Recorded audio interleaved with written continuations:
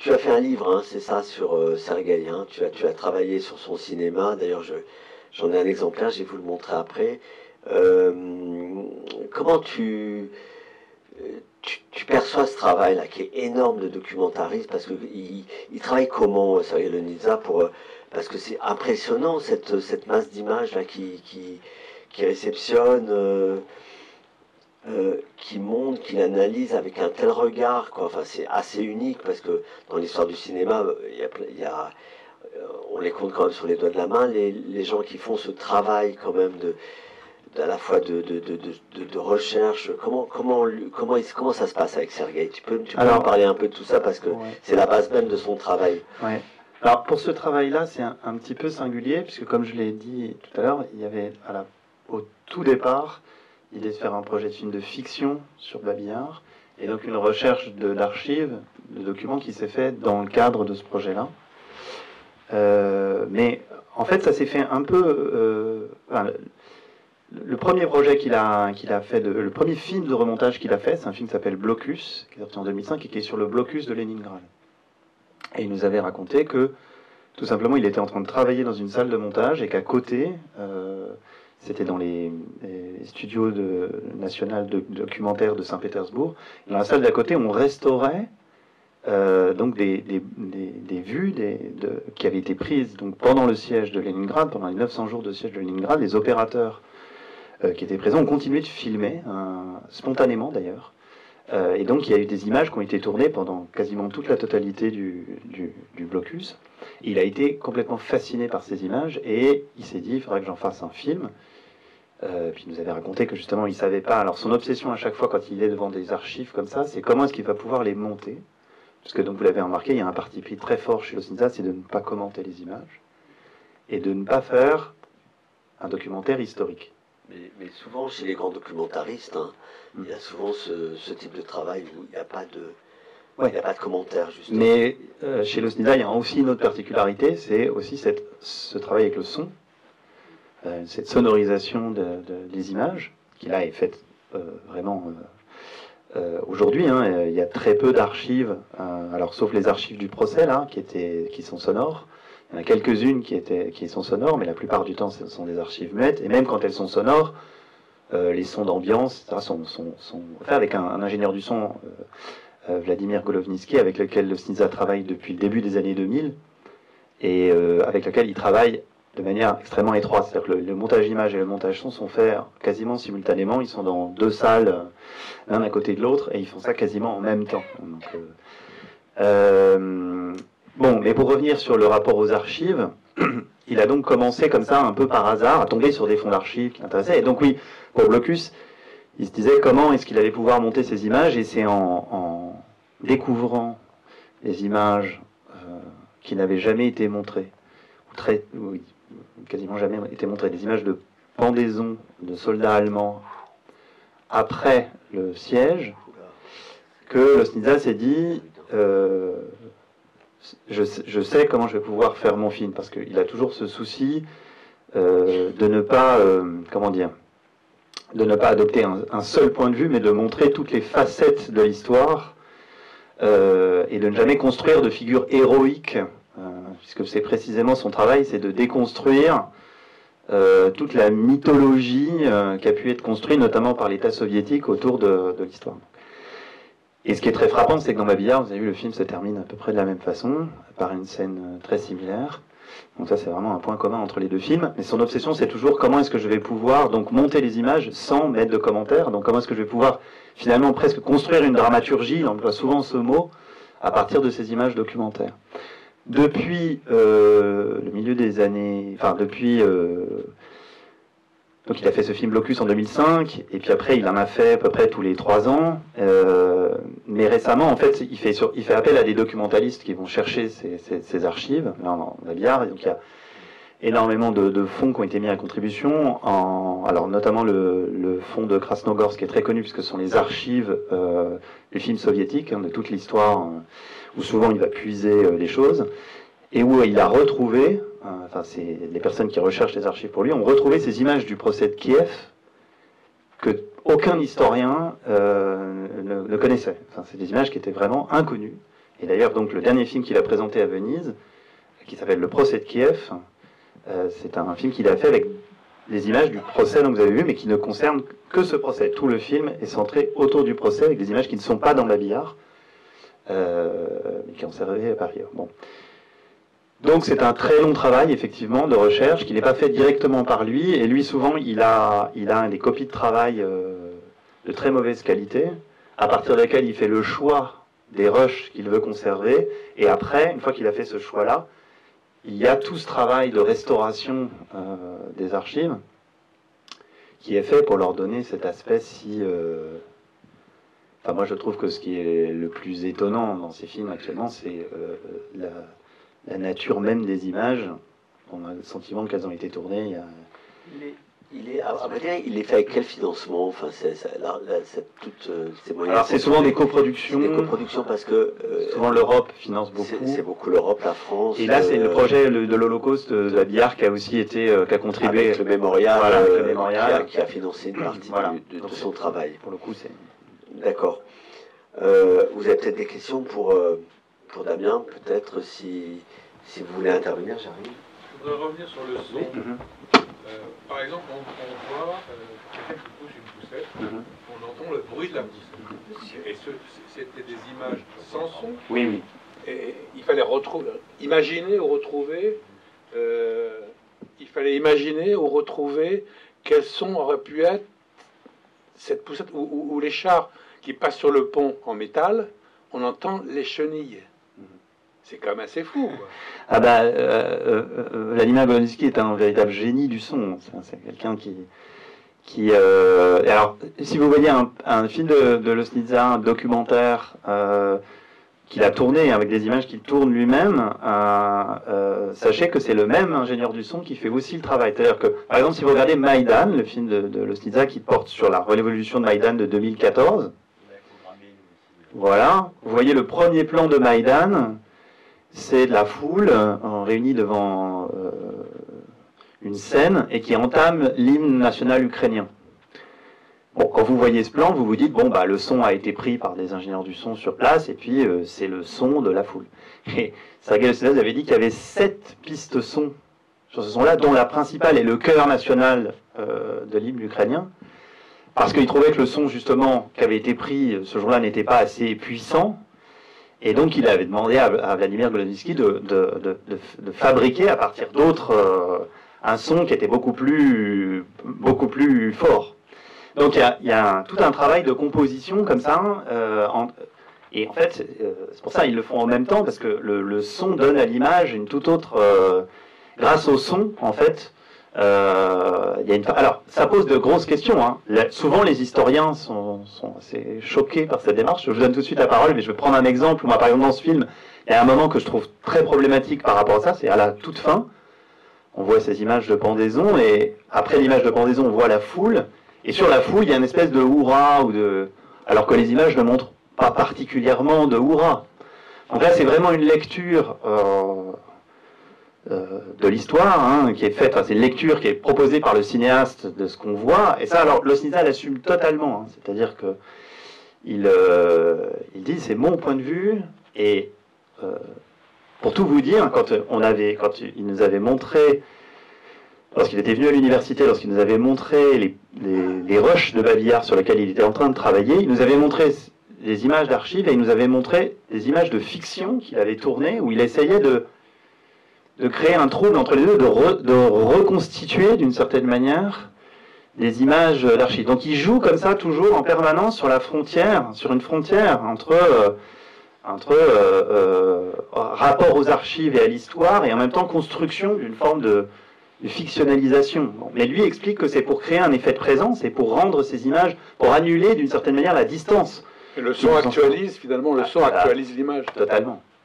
Et donne ce sentiment de réel. Enfin, justement, sur le son, comment est-ce que les bribes de dialogue ont été reconstituées? Est-ce qu'il y a des gens qui ont lu sur les lèvres en allemand et en russe pour pouvoir deviner ce que disaient les personnages? Alors donc, ça je ne peux pas. Sur les archives du procès de Kiev, il y avait du son. Donc là, évidemment, ce sont des... Non, mais je parle des dialogues du début. Quelques dialogues.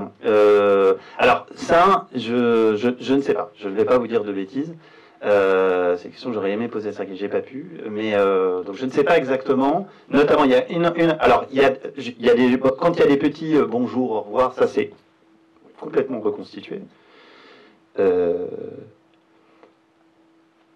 Parce que Sergueï Loznitsa, quand on a toujours ce souci du cinéaste, c'est-à-dire qu'il est toujours très soucieux de la dynamique des films, de conserver l'attention du spectateur, donc il n'est pas du tout dans un rapport d'historien, mais vraiment dans un rapport de cinéaste.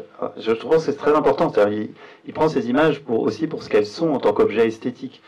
Et donc, il y a un moment moi, qui m'a troublé, c'est notamment cette scène où les femmes viennent chercher leur mari dans un camp, et il y a un moment où là, il y a quasiment une lecture, et là, je ne sais pas si les archives sont sonores. Je ne sais pas si il y avait du son enregistré qui a permis à le cinéma utiliser, ou si effectivement il y a eu une lecture, par exemple, sur les lèvres. Je me pose la même question. Et puis, deuxième question aussi, est-ce que les séquences en couleur ont été colorisées après coup, ou bien est-ce que ce sont des films ACFA allemands? Non. Alors ça, il n'y a pas de colorisation artificielle. Les films en couleur sont bien en couleur. La seule chose, c'est que, et justement la question avait été posée à Sergueï Loznitsa, donc là-dessus il a été catégorique, il n'y a absolument pas de colorisation des images, elles sont telles quelles, mais elles sont elles aussi restaurées. Et d'ailleurs au générique, il y a un spécialiste de l'étalonnage, donc elles sont réétalonnées, voilà, mais en partant d'un matériau original en couleur. D'ailleurs, c'est quoi? C'est des films amateurs, c'est des films professionnels, c'est des films tournés par l'armée. Oui, voilà. La plupart du temps, ce sont des films tournés soit par des gens qui étaient sur des supports quoi, sur du argentique, super du 8 mm. Non, c'était pas du 8 mm. C'est à l'époque quoi, du 16. Oui, c'est ça. C'est plutôt ou même du 35 mm. C'était du 35. C'était du 35. Des films aussi qui étaient censés passer en qui était censé être pour leur fonds personnel ou pour non, pas du tout. Diffusé, non, la plupart du temps, c'était des gens qui faisaient des films de propagande pour les armées. Oui. Pour les armées. Elle passait où c'est passé où tous ces films? Alors il y a des films il y a des archives qui ont fait l'objet de montage de films de. Oui, vous avez peut-être une. Voilà, oui, c'est ça. Ça passait dans les ciné aux infos. Mais attention, il y a un certain nombre d'images qui n'ont jamais fait l'objet de. C'est-à-dire que après, elles étaient archivées, ces images. Dans ces rushs, certains étaient sélectionnés, d'autres pas. Voilà. Parfois, Sergueï Loznitsa repart.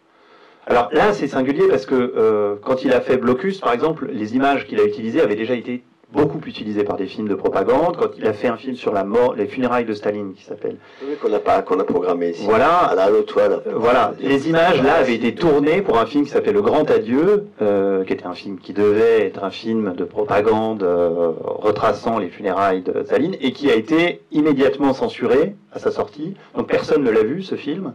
Mais il y avait donc quand même un montage préexistant de ces images.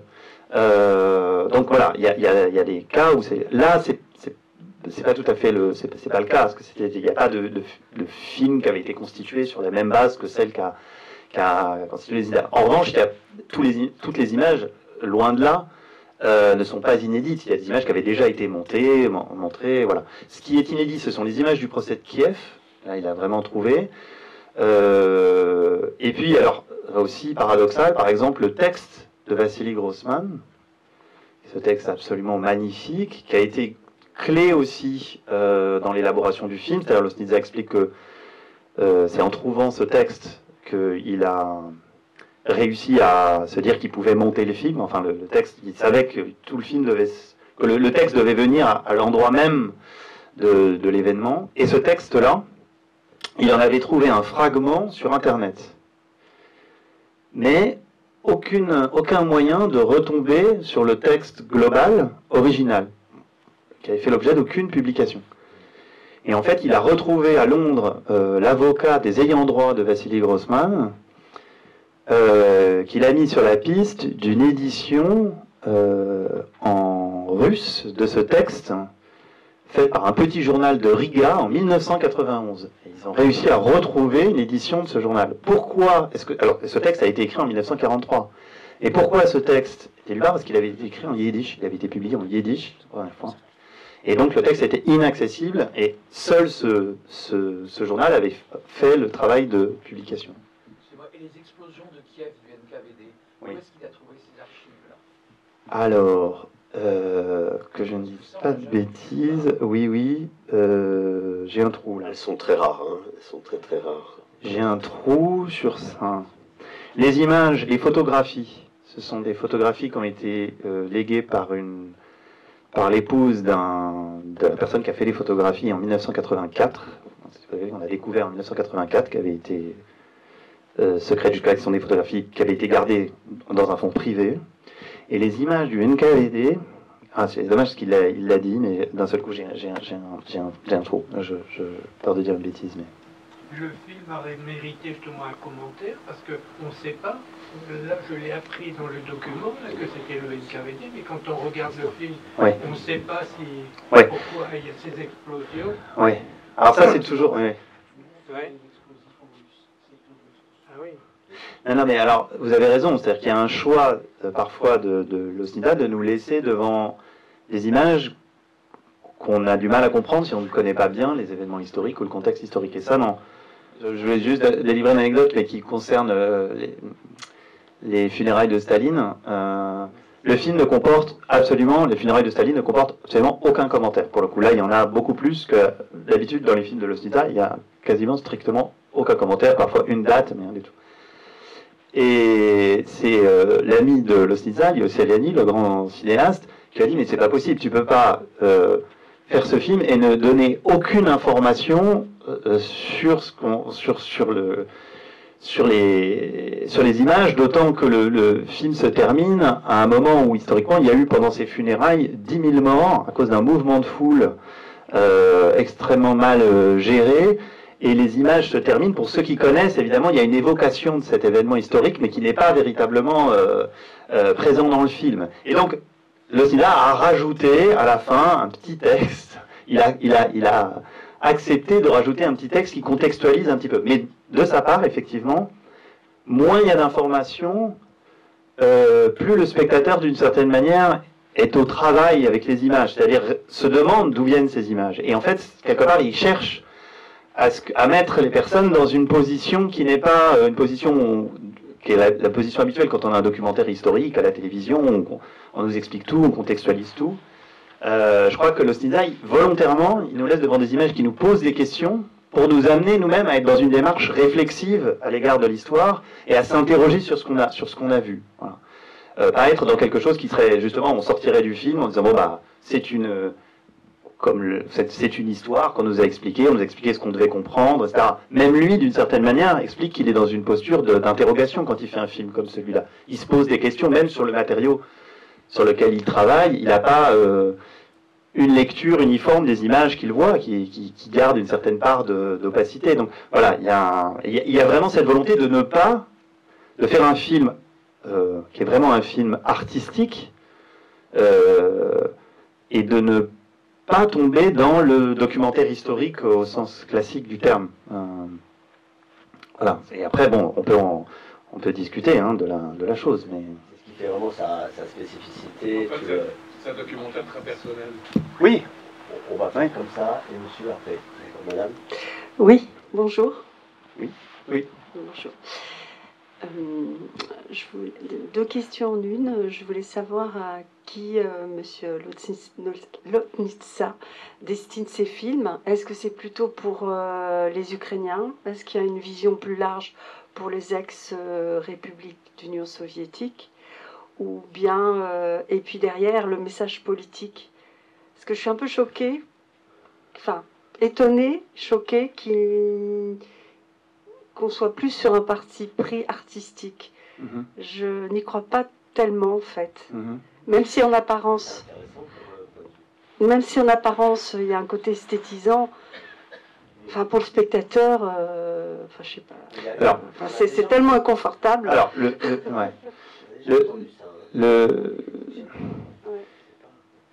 Ce sur quoi insiste beaucoup Sergueï à propos de ce film-là, c'est sur le fait qu'il c'est l'histoire d'un enfouissement. C'est ce qui se passe à la fin, ce ravin qu'on comble. Et c'est l'histoire d'un... Enfin, il disait, lors de la présentation du film, il a dit même à 2 reprises, que Shostakovich a fait une symphonie qui s'appelle Babillard.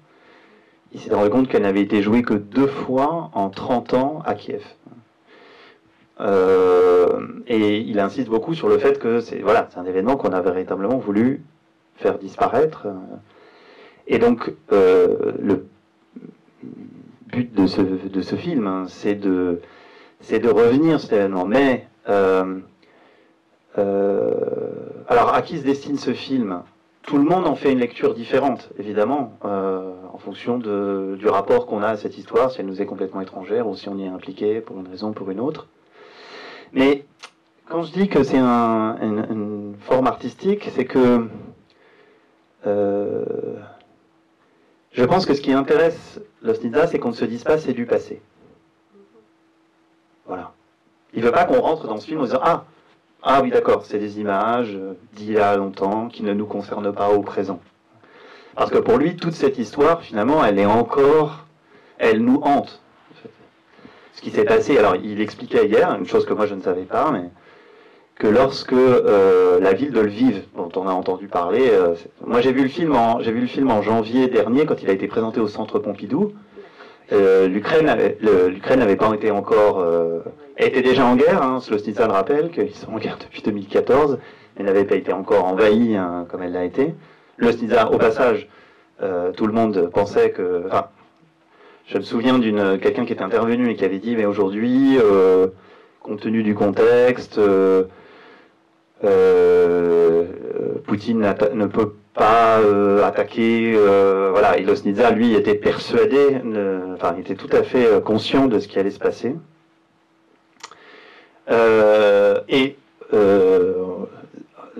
Ça m'a frappé parce qu'il y avait cette ville de Lvov, Lemberg, Lviv. Moi, j'étais pas au courant de toutes ces différentes appellations. Puis après, on n'a pas arrêté d'entendre parler de cette ville depuis fin février. Il expliquait, Sergueï Loznitsa, que dans cette ville, au début de la Seconde Guerre mondiale, il y avait 60% de Polonais, 25% de Juifs et 15% d'Ukrainiens.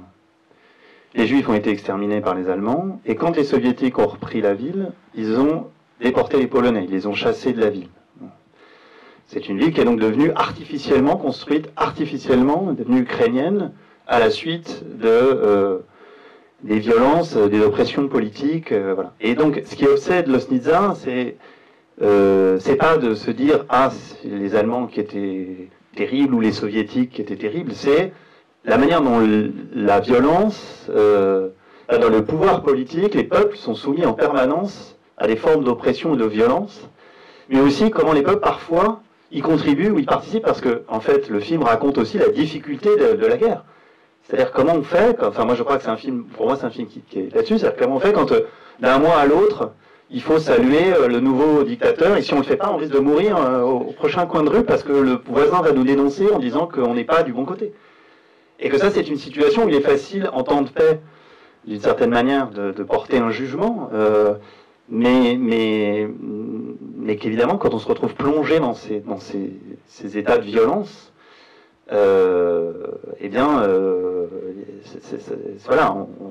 Et je crois que voilà, il y a quelque chose chez lui qui est, il faut faire face à ces images, il faut les regarder parce que à les enfouir en fait et à ne pas les montrer, eh bien, on ne solde pas ce passé, on n'arrive pas à le regarder en face. Voilà. Et pour ce faire, il ne faut pas que ce soit un document historique qui nous éloigne de ça comme si ça ne nous concernait pas, mais il faut qu'on ait un rapport direct à ces images, d'où le travail qu'il fait avec le son.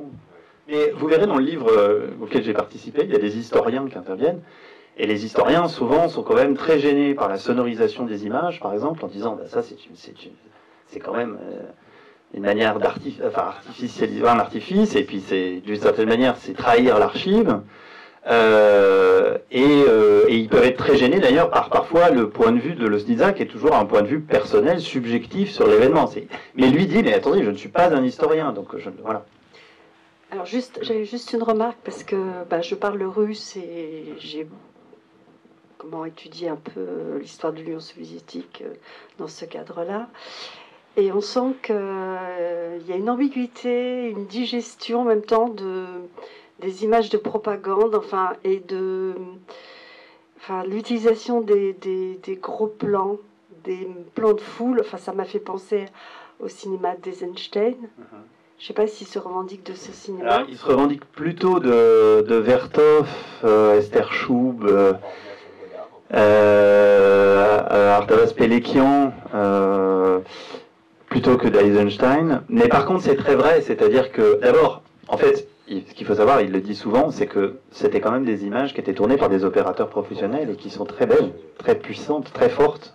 Ah, c'est incroyable. La pendaison, elle est filmée, je ne sais pas combien il y a de caméras et d'opérateurs, ils sont tous situés. Enfin, c'est des archives, c'est comme les funérailles d'État, je ne sais pas combien d'opérateurs il y avait d'engagés sur les. Ces opérateurs militaires, Oui. Oui, tout à fait, mais donc non, mais ce que je veux dire, c'est que une fois, il avait dit qu'il pouvait pas travailler sur des images venant d'Internet, par exemple, parce qu'elles étaient de trop de mauvaise qualité, et que il était très sensible à la qualité du matériau de départ. Mais donc, c'est très juste parce que d'une certaine manière, tout le travail de Losniza consiste à déconstruire, à défaire tout le travail de propagande. Voilà, dans ça, c'est sûr. Oui. Oui, bonsoir tout le monde. Moi, je vais carrément changer de créneau. Là, pour l'instant, on est sur le niveau cinématographique. Je voudrais revenir à l'émotion. Pour moi, c'est bien le cinéma, la technique et tout, mais le ressenti, qu'est-ce qu'on ressent devant? C'est absolument un gros coup de boomerang. Je vais vous dire, en quelques mots, je vous donne mon origine. Donc, je suis rouennais. Mes grands-parents étaient alsaciens et lorrains. Donc, vous imaginez ce qu'ils ont pu connaître dans leur jeunesse.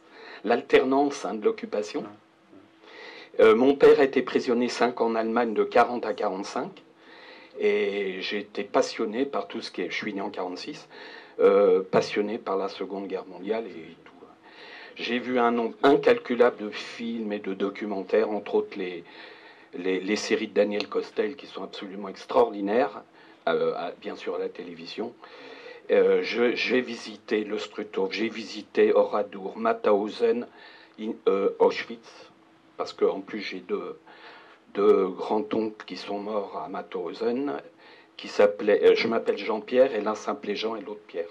C'était 2 frères, donc pour ça que mes parents, c'est une anecdote, hein, mes parents m'ont appelé que ça. Alors moi, ce que je voulais revenir, c'est sur l'émotion. L'émotion. Je trouve que c'est un des documents les plus forts sur cette période-là. Alors ça, première chose. Deuxième chose, le rapprochement qu'on peut faire avec la situation en Ukraine actuellement. Et là, ça se calque complètement sur... voilà. Et il y a des images qui sont absolument troublantes quand on voit ces amoncellements de camions, de véhicules militaires. C'est ce qu'on voit sur les chaînes d'infos. Hein. C'est ça.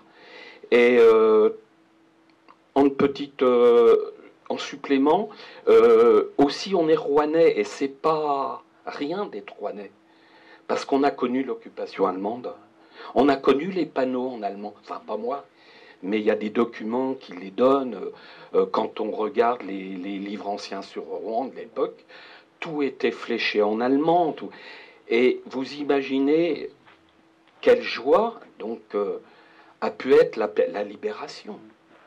Donc tout ça, moi je me suis calqué, vous voyez, ce film-là m'a remémoré toutes ces périodes-là différentes. Mais pour terminer mon appréciation, je n'ai jamais rien vu d'aussi émouvant. Et pourtant, bon, dans ma jeunesse, on nous a projeté Nuit et brouillard. Bon, Nuit et brouillard, c'était terrifiant. Mais alors, je reviens à une anecdote, non, pas une anecdote, excusez-moi, madame, à votre remarque sur le non-commentaire. Je trouve que ça apporte beaucoup de puissance au film. Et le fait qu'on soit dans le... parce que les commentaires peuvent détourner par moment notre esprit. C'est pour ça que, par exemple, les documentaires de Daniel Costel, il y a énormément de textes, et par moment on est un petit peu perdu. Et ça, je trouve que c'est le gros point fort du film. Voilà, j'ai fini. Merci pour votre intervention, monsieur. Oui, juste une petite chose que je voulais dire. Non, mais juste une petite chose, c'est que tout ce que vous avez dit est très juste. Mais je voulais rajouter une chose, c'est que le drame des Ukrainiens, c'est qu'ils n'ont jamais été libérés. C'est-à-dire qu'ils ont été réoccupés. Et c'est ça qu'il faut imaginer, c'est que ce qui est fou, c'est que... Voilà. Les images de la libération par les soviétiques sont très différentes par rapport à l'arrivée des Allemands. Pourquoi les têtes des gens dans la foule, c'est pas du tout pareil. Oui, peut-être, mais ce que je veux dire, c'est que, comme le dit Losnitsa, quand les soviétiques sont arrivés, ils ont aussi bouleversé totalement la ville. D'ailleurs, bon, il y a plein de choses dans le film. Quand il y a le discours de Khrouchtchev, c'est Khrouchtchev qu'on voit... qui évite de dire juif, qui dit des citoyens soviétiques. Bon, et Losnitsa hier disait, pourquoi est-ce que finalement cet événement de Babillard, ce massacre de Babillard a été occulté de cette manière? Il dit parce que on était dans un état antisémite, voilà, tout simplement. Ensuite, en 1972, le mot juif n'était écrit nulle part. Et donc, voilà. Ils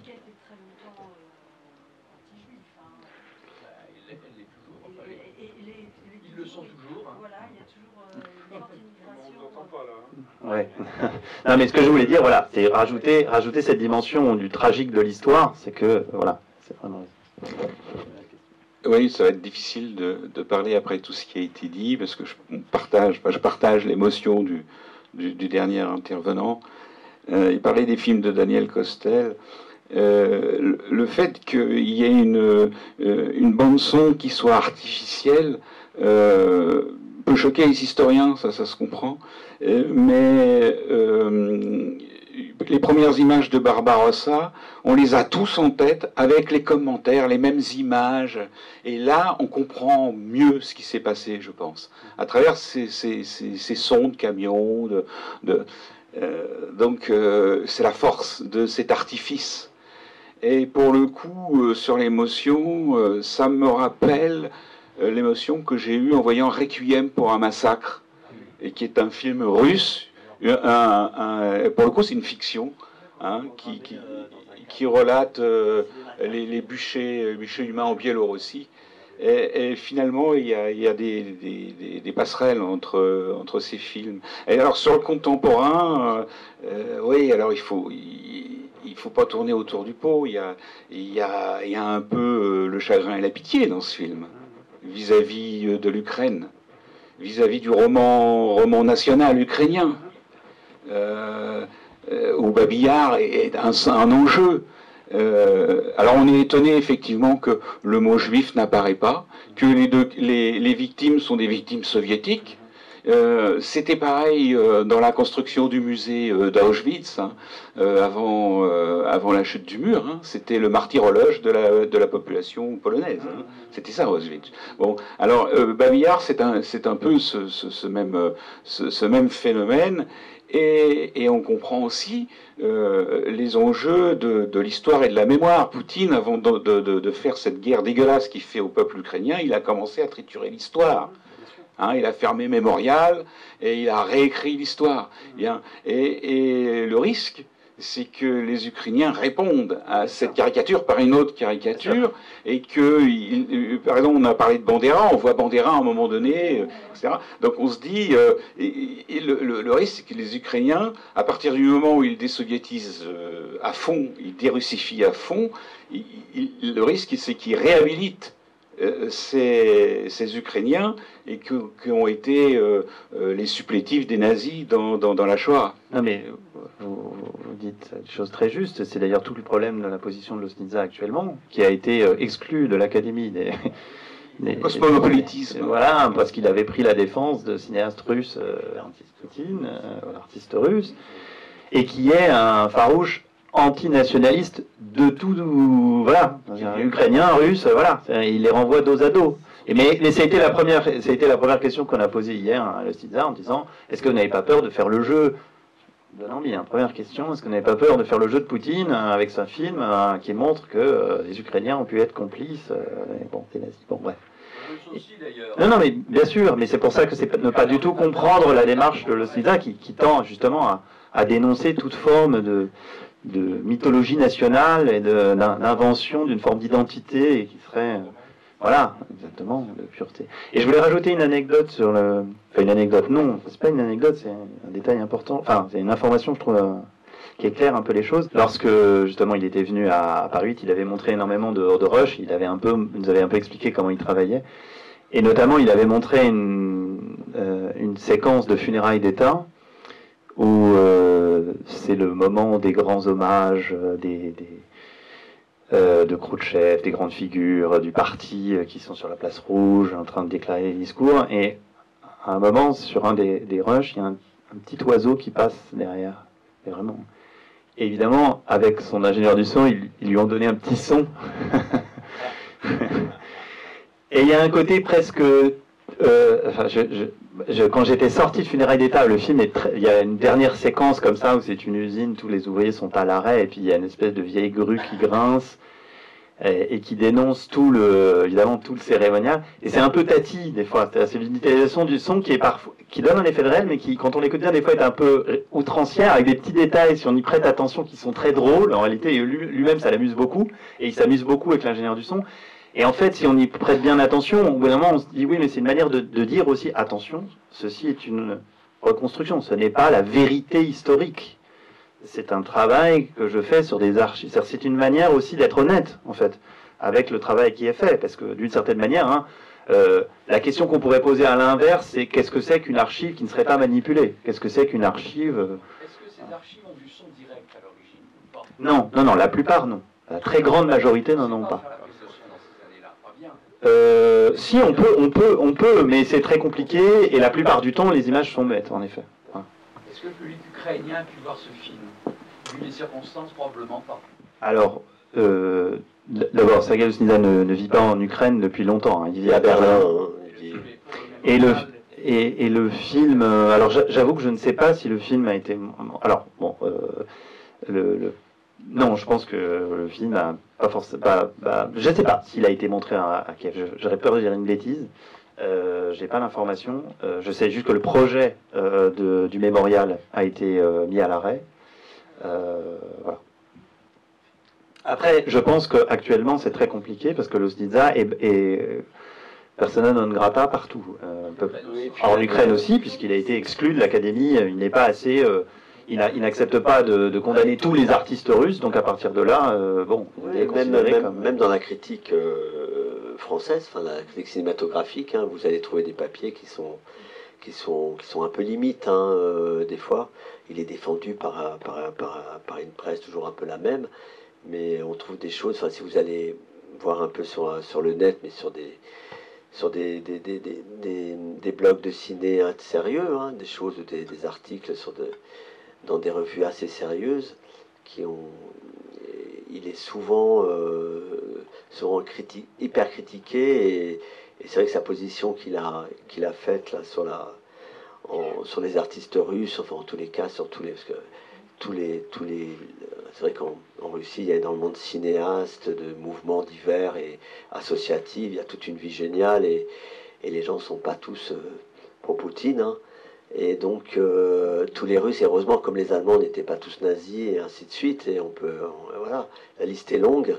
Mais là en l'occurrence, lui, il est pas arrivé au bon moment, et beaucoup de gens lui en veulent, ce qui fait qu'il y a des gens qui ne veulent pas programmer non plus ces films, même dans les salles de cinéma, hein. Il y a des exploitants aussi, des programmateurs qui ne veulent pas toujours programmer les films plutôt les fictions éventuellement. Mais les films documentaires, ça leur pose problème. Oui, il a toujours eu des très bons distributeurs sur ses films, hein, et là, Sophie Dulac, il a eu ARP sur la place Maïdan. Souvent, c'est ARP qu'il a souvent suivi, un distributeur important parisien. Et il c'est un peu compliqué. A appris le cinéma au Geek à Moscou. Enfin, c'est quelqu'un qui tous ses amis, ses amis étudiants, ça sont russes. Donc enfin voilà, il parle russe, il ne parle pas l'ukrainien, et lui refuse totalement injonction. En Biélorussie. Oui, il est né en Biélorussie. Alors après, il est né en Biélorussie, mais il a grandi quand même. Il est venu à Kiev très tôt, très très jeune. Mais cette injonction, par exemple, à ne plus parler russe et parler ukrainien, il trouve ça absolument absurde. Enfin, voilà. Comme s'il fallait qu'il renie. D'autres questions peut-être, ou monsieur? Il y a une image aussi qui était assez forte, c'est quand on voit les soldats allemands, il y a un moment donné, il y a des maisons qui brûlent, et puis ils arrivent avec un lance-flamme, et puis brûlent encore une maison. Alors que les Allemands ne se sont pas toujours comportés. Je sais que mes parents qui étaient en Bretagne au moment de l'arrivée des Allemands me disaient justement que les Allemands étaient corrects vis-à-vis de la population. Dans le film, on voit les deux. On voit. Au début, ils sont très bien accueillis aussi à Kiev. Alors, j'avoue que ces images-là, je ne sais pas exactement quelle est leur provenance. Mais on a le sentiment, je ne sais pas si vous remarquez, qu'il y a une sorte d'excitation dans le bataillon qui est filmé, qui se met en scène devant la caméra. Donc elles sont assez troublantes, ces images. Après, ce qu'il faut savoir, c'est que Loznitsa travaillait aussi beaucoup à partir de motifs qui fait revenir. Le feu, par exemple, est très présent dans le film, au début, tout au début. Il y a les grandes scènes de feu, il y a cette séquence-là, il y a les séquences des explosions. Il travaille aussi beaucoup sur les figures de la foule, comme ça, sur les images du procès. Donc, parfois, il retient des images aussi. J'ai l'impression que pour leur puissance, voilà, elles ne veulent pas dire. C'est-à-dire qu'aucune des images montrées ne résume. Il n'y a pas de. Enfin, je trouve que c'est un film qui montre bien la complexité finalement de ces situations. Et dans le film, finalement, il y a des images qui se contredisent, en fait, qui nous laisseraient penser une chose et puis parfois d'autres choses. On voit, voilà, du côté des soviétiques comme du côté des armées allemandes, il y a des atrocités, il y a d'autres formes de gestes. Enfin, voilà. Je peux poser une question? Oui. Le massacre de Babi Yar, il y a une espèce d'ellipse dans le film, c'est ça, hein? On arrive après. Enfin, en fait, on a que les photographies. Donc, les photographies en couleur que vous voyez juste après. Donc, il y a ce texte qui dit tout le monde est convoqué. Mais aux dates du massacre. Aux dates à la date du massacre. On voit l'après, en fait. Voilà, c'est ça. En fait, ce que je voulais demander, c'est il existe des images quand même qui auraient pu être intercalées entre l'arrivée des nazis à Kiev et les journées du massacre. Est-ce qu'il existe des images qu'il n'a pas... Non, je ne crois pas. Les seules images dans le film. Les seules images... Moi, j'ai l'impression d'en avoir déjà vu. Des images de quel type? Des juifs rassemblés dans les rues et qu'on voyait partir vers...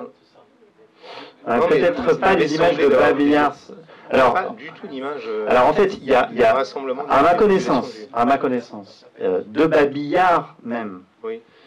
Les seules images dont on dispose, ce sont les images qui sont montrées là, c'est-à-dire qui sont des images qui ont été prises, les photographies qui ont été prises juste après le massacre. J'ai l'impression d'avoir vu des images des rassemblements des populations, mais en tout cas, ça fait une espèce d'ellipse. Ouais. Alors, bon, évidemment, là, on touche aussi à toute la question de la représentation d'un événement comme celui-là et de notre... donc, quelque part, Loznitsa fait un choix et il y a par ailleurs, en fait, il ne montre pas que... je crois qu'il y a un choix très fort qui est aussi de montrer les photographies juste après de Loubny et de montrer ensuite mettre le texte de Vassili Grossman qui montre que ce n'est pas que Babi Yar, c'est un mode opératoire systématique qui a été opéré dans toutes les villes, et pour lequel on ne dispose que de, quasiment pas d'images puisqu'il ne fallait pas en faire. Oui, très rapidement. Le film s'appelle Contexte, Babi Yar. Donc, la démonstration, c'est de montrer les mécanismes qui vont arriver à Babi-Yar et non pas traiter Babi-Yar en tant que tel. Alors peut-être qu'il a chez Sergueï cet interdit qui avait été émis par Claude Lanzmann qui dit un travelling dans un camp de la mort, je sais plus ce qu'il disait, mais il disait c'est obscène. Je crois que c'est ça. Donc, je pense que c'est ça, c'est le contexte. Et en revanche, il y a une scène atroce comment on pourrait dire, de pogrom spontané à Vzlov, je crois, hein, où après que les soviétiques soient partis, qu'on s'aperçoit qu'il y a eu un massacre dans la prison, les gens vont se défouler, ils vont reproduire je dirais un mode opératoire qui était celui pendant la guerre civile, qui consistait à dire on va tuer les judéo-bolcheviks. Et donc on s'est dit les soviétiques sont partis, mais on a les juifs qui sont là, ils vont payer. Je pense que c'est ça. Ouais, non, mais... Donc c'est un des éléments qui va conduire à Babi-Yar. En revanche, je serais très très surpris qu'il existe des images comme ça. Non, alors pourquoi? Parce que justement, je ne pense pas, et même que Sergueï Loznitsa soit sur cette ligne un peu de Klaus Lanzmann, c'est-à-dire, c'est l'idée qui... Enfin, c'est-à-dire, je ne le vois pas ne pas mettre ou censurer des images, voilà, si elles existent, qui auraient été en lien direct avec l'événement. Donc après peut-être que je me trompe, mais jamais la question n'a été posée comme ça directement, donc je peux pas. Il me semble qu'il a expliqué la dernière fois que ces images, et même ces images ont été retrouvées très tardivement, les images des vêtements qui ont été prises, ces photos qui ont été prises. Il faut savoir que évidemment, il ne devait pas y avoir de témoins, il ne devait pas y avoir d'images, donc les images sont très très rares en fait.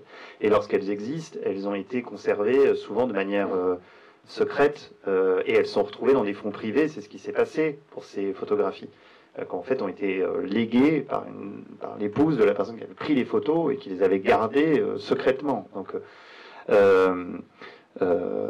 voilà. Après, je peux pas être catégorique, mais il me semble qu'il n'y a pas. Mais il y a peut-être d'autres fonds privés. Il y a peut-être d'autres fonds privés auprès desquels Loznitsa n'a pas eu accès, parce que j'ai un doute aussi, pour avoir vu à la télévision cette histoire de Babi-Yar que j'ai découvert dans un reportage. Il me semble avoir vu quelques images ou scènes qu'on ne retrouve pas dans le film. J'ai aussi cette appréciation. Mais si, c'était sur Babi-Yar, parce que j'ai découvert Babi-Yar à la télévision grâce à ce reportage.